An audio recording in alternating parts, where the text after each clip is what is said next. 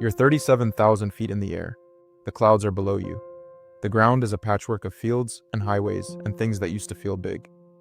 You've just settled in, maybe cracked open a drink, and then you look at the window right next to your face. And there it is. A hole. Not a scratch, not a smudge. An actual, deliberate hole, punched through the inner pane of the window beside your head. Your brain does something very reasonable. It panics. Because you are in a pressurized metal tube moving at 500 miles an hour, and someone apparently forgot to seal the window. Here's the thing. Your instinct isn't wrong. Pressurization failures are real. They have happened. And when they go badly, the consequences are immediate and catastrophic. There's a reason every safety briefing in aviation history has centered on pressure. It looks like a mistake. But here's the surprising truth. That tiny hole is the reason you're still alive. Today, we're uncovering the hidden logic of the bleed hole, how a gap the size of a pin controls the most dangerous force acting on your plane, and why the engineers who designed it were responding to one of the deadliest disasters in aviation history. To understand the bleed hole, we first have to look at what happened before it. It is 1954. Commercial aviation is in a race. Jets are coming. Altitude is the goal. Fly higher, and you escape the turbulence, the weather, the drag. The de Havilland Comet is the world's first commercial jetliner, and it is a marvel. Passengers are drinking champagne at 40,000 feet. The future has arrived. Then, in January 1954, a comet disintegrates over the Mediterranean. Everyone on board dies. 3 months later, a second one breaks apart in the same region. Again, no survivors. The investigation that followed was meticulous and deeply unsettling.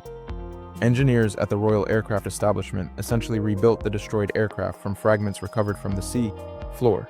What they found changed aviation permanently.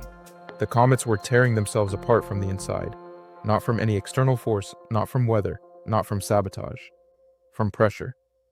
Every single flight, the fuselage was being pressurized and then depressurized, like a balloon being inflated and deflated. And the windows, rectangular, with sharp corners, were concentrating that stress into tiny points of metal that were quietly cracking with each cycle. After roughly 1,000 cycles, the cracks became catastrophic. The fuselage didn't leak. It exploded outward. The industry rounded the window corners. That helped enormously. But there was still a hidden flaw in the window system itself, and understanding it requires understanding what pressure actually does to glass at altitude. Here's what most people assume is happening when they look at an airplane window. They see 2 panes of acrylic, one on the inside for you to press your nose against, one on the outside doing the real, structural work. The outer pane is strong, the inner pane is a backup. Simple enough. If the outer pane develops a crack, you've got one more layer standing between you and the sky. That model is mostly right.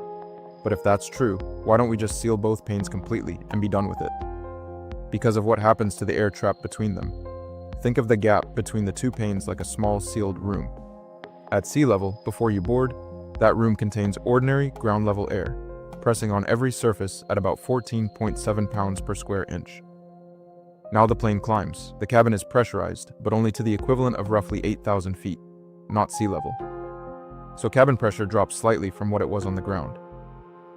Outside the aircraft, the pressure is far lower still, maybe a quarter of what it was at sea level. You now have 3 pressure zones stacked against each other. The outside, very low, the cabin, medium, and the trapped air in that inner pane gap, sitting at whatever pressure it was sealed at on the ground. Here's what that does to the window. Picture a sealed plastic bottle, completely full, with the cap screwed on tight. Now, squeeze it hard from both sides. The pressure has nowhere to go, so the bottle deforms. It warps, it bows, it finds the weakest point and stresses it. That's essentially what a sealed inner pane gap does to acrylic over thousands of pressurization cycles. The outer pane bows outward toward the low pressure. The inner pane bows inward toward the cabin. Micro cracks form, and every flight makes them worse, invisibly, silently, until something gives. The bleed hole solves this by simply connecting the interpane gap to the cabin. It bleeds the pressure, hence the name. With the hole open, the gap is always at cabin pressure, which means the pressure load across the inner pane is 0. It carries nothing. All the structural force is borne by the outer pane, exactly where engineers designed for it to go. The inner pane is now free to be what it always was meant to be, a last resort backup and a barrier between passengers and the cold air gap. But here's the weirdest part. The bleed hole is also solving a completely different problem, one that has nothing to do with pressure. At altitude, the temperature differential between the cabin and the outside air is extreme. Without ventilation, that gap between the panes would collect condensation.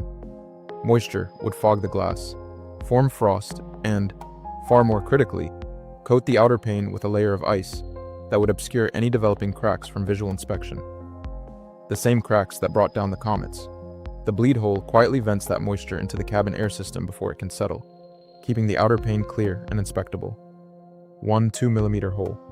Two completely separate engineering problems. Both solved passively, with no moving parts, no electronics, no possibility of failure. So why is the window designed this way, and not with, say, a pressurized seal between the panes, or a gas fill like high-end architectural glass? Because of what happens when active systems fail at 37,000 feet. The economics of aviation safety are brutal and specific. An airline's financial exposure in a catastrophic decompression event encompasses hull loss, fatalities, litigation across multiple jurisdictions, potential fleet grounding, and reputational destruction that can persist for decades. Against that backdrop, the cost of a passive system that cannot fail is essentially zero. It's a hole in a piece of plastic. The cost of an active system, pressurized seals requiring continuous monitoring, sensors that can malfunction, components that need replacement on a maintenance schedule, is not the hardware. It's the liability when it doesn't work. Regulatory bodies like the FAA and EASA are deeply, structurally skeptical of active safety systems in aircraft, and for good reason. Passive beats active every time in certification because passive has no failure mode to analyze. The bleed hole passed that test definitively. And once it was certified as the standard in the wake of the Comet era redesigns, every aircraft manufacturer, every window supplier, every maintenance manual on Earth standardized around it. The cost of disruption now exceeds the cost of keeping something that simply works. And this is where it gets interesting, but here is where it gets complicated. The Boeing 787 Dreamliner replaced traditional acrylic windows with 5-layer electrochromic glass. The kind you darken with a button instead of pulling a shade. The inner pane gap still exists, and the bleed hole concept still applies. But the geometry and pressure management are meaningfully different.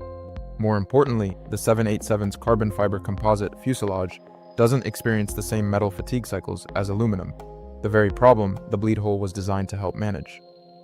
Boeing had the rare opportunity to rethink the window system from scratch because the airframe itself was new physics. Most aircraft flying today are not 787s. The bleed hole on the 737 next to your seat is essentially the same concept refined in the 1960s, in direct response to the comets falling out of the sky a decade before. Next time you sit in a window seat, don't see a gap someone forgot to seal. See the end of a murder investigation. See engineers reconstructing a shattered aircraft from fragments on the seafloor, tracing cracks back to their origin, and then designing the simplest possible fix, a hole so small you could cover it with a fingertip, that would make sure it could never happen again. The best safety systems are the ones you never notice. They don't make noise, they don't require anything from you, and they don't have an off switch. They simply exist, doing their job every single flight. That hole wasn't a mistake, it was an answer. If you like understanding how the world really works, the invisible logic embedded in the ordinary things you move through every day, hit like and subscribe for more.